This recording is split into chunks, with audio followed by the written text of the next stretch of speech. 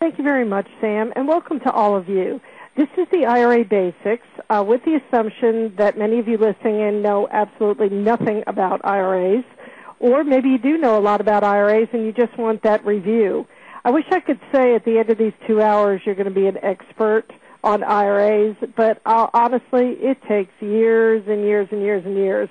Even though I've been in banking since I was 16 years old, I've been in IRAs for about 25 years.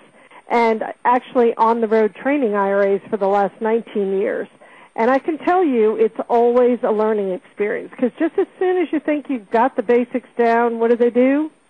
They change the rules on us, and we do have a couple little rule changes that we'll talk about today.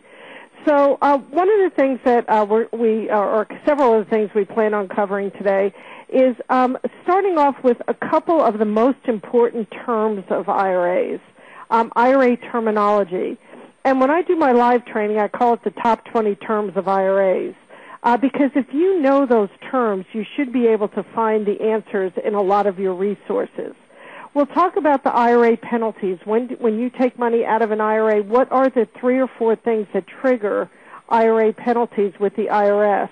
And how can we avoid them and fix them before those penalties are incurred? And most importantly, IRS reporting. How do we report contributions made to IRAs? How do we report distributions from IRAs? And, you know, I've been accused over the years of many times, oh, she talks all about tax stuff. And I always say, precious, you didn't get it. IRAs are all about tax stuff, all about making sure that we match what the customer is saying on their tax return. So we have to check the right box, use the right tran code, process the correct reporting, so we're all in sync with what your customer is putting on their tax return. In this class, I also like to go over the basic forms of IRAs. When I'm opening an IRA, what forms do you need to complete? What do you give me? What do you keep in your file? When I'm an existing customer and I'm just making a contribution or a distribution or moving my IRA, what forms do you need to complete? One of the things that I've found out recently is that we are doing, many of us, way too many IRA forms. And I heard these grumblings in my IRA basic seminars. I hate IRAs.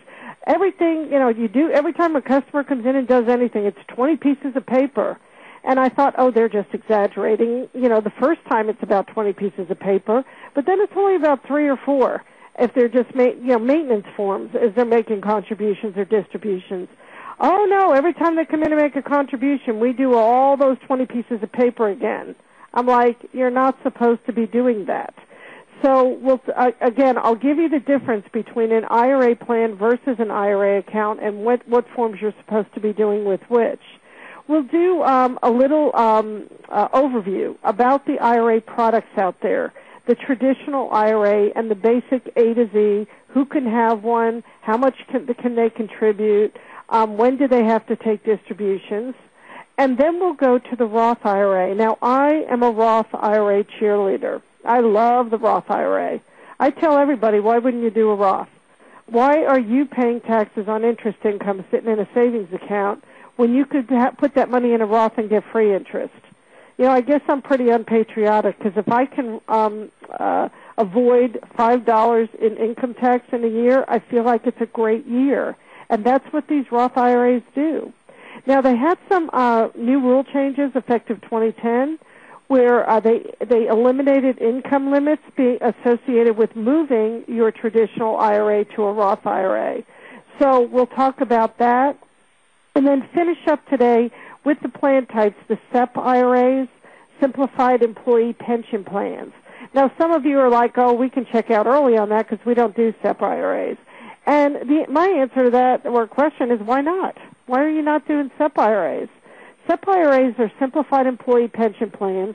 They're about the same amount of work to open as a traditional IRA. They're even using traditional IRA forms. And the only difference is you check the SEP contribution box instead of the individual box. And these employers can put in a lot more money for the same amount of time as it takes to open a traditional IRA. So I'm just going to give you a brief overview about the SEP IRAs. So my goal is, again, not to teach you to be an expert, just to raise your comfort level on some of these complicated products. So let's go into the terminology first. One of the first things I start with is, what is an IRA? What does it stand for? And you say individual retirement account. Well, yeah, that's kind of what we say. The IRS actually calls it an individual retirement arrangement. We call it an individual retirement account. They call it an arrangement. All right, what's the key word here? Who can have an IRA? Any individual who works. Can an IRA ever be in the name of anybody but an individual? No. Can a husband and wife have a joint IRA? No. Can an IRA ever be set up in the name of a trust? No. Because what does IRA stand for? Individual. Is a trust an individual? Does it have a job? Does it get a W-2? No. So a trust can never have an IRA in its name. And you know what I'm talking about. You know, the Holiday Inn had a trust seminar. All your customers went to it. And they put the fear of God on, if you die without a trust, all your money is going to go to the state. So if you don't want that to happen, buy a trust. So these people shell out a couple hundred or a couple $1,000 for a trust, and the next day they come in and they want to change all their account titles, checking, savings, CDs, IRAs, into the name of a trust. Can they do that? Well, they can change their checking, savings, and CDs into the name of the trust. Not always a good idea, but they can. But can they change their IRA? No.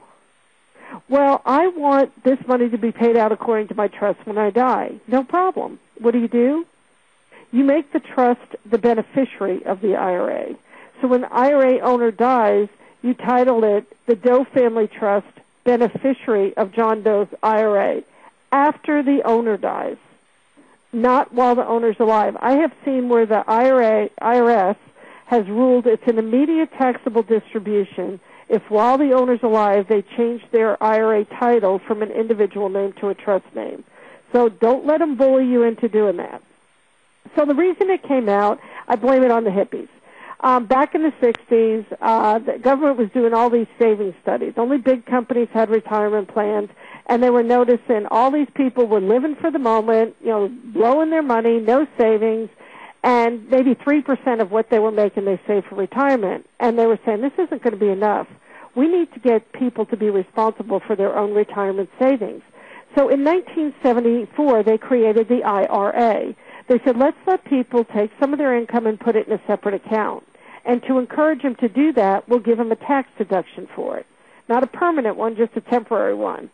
And while it sits in the account and it earns income, the income won't be reported as taxable now. It'll just compound and credit into the principal balance.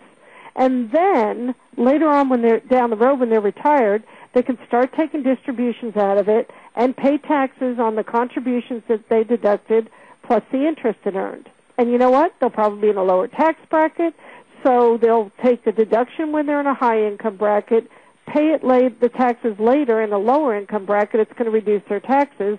We think this is going to work. Well, it took about a year for people to catch on, but beginning in 75, everybody was pouring money into retirement accounts.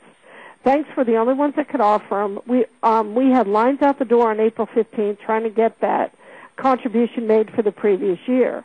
Bank deposits skyrocketed. Personal retirement savings went from 3% to 10%, and it was a great time. Now, it's not like everybody woke up and said, I have to save for retirement.